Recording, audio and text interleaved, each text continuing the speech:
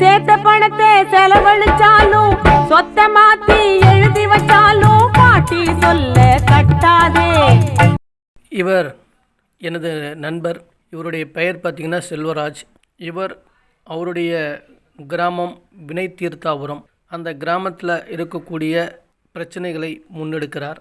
அவரால் ஏதேனும் அந்த கிராமத்திற்கு செய்துவிட முடியாதா என்ற ஒரு எண்ணத்தில் தகவல் அறியும் உரிமைச் சட்டத்தை பயன்படுத்தி அவர் கேட்கப்பட்ட தகவல்கள் அனைத்தும் பஞ்சாயத்து சார்ந்தவை.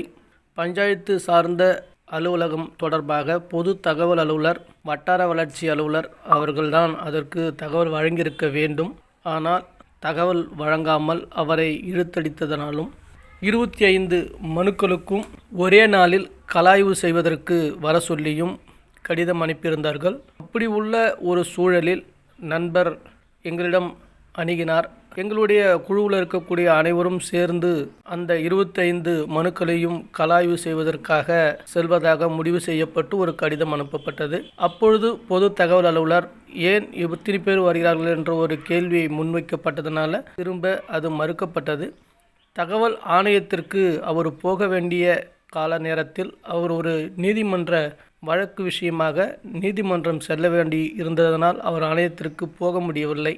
ஆனால் ஆணையத்திற்கு அவர் ஒரு கடிதத்தை அனுப்பியிருந்தார். என்ன காரணத்தினால் என்னால் வர முடியவில்லை என்பதை தெரிவித்திருந்தார். அப்போது சென்றிருந்த பொது தகவல் அலுவலர் அவர்கள் ஆணையத்தில் என்ன விவரங்களை தெரிவித்தார்கள் என்ற விஷயம் எங்களுக்கு தெரியாது. ஆனால் அந்த 25 மனுக்களுக்கும் பொது தகவல் அலுவலர் அவர்கள் இந்த பதிவு அஞ்சல் மூலமாக இவ்வளோ பெரிய ஒரு கட்டை அவருக்கு அனுப்பி உள்ளார்கள். அதைதான் பிரித்து பார்க்கின்றோம். இதில் தகவல்கள் சரியில்லை என்றால் மீண்டும் மேல்முறையீடு செய்யப்படும்.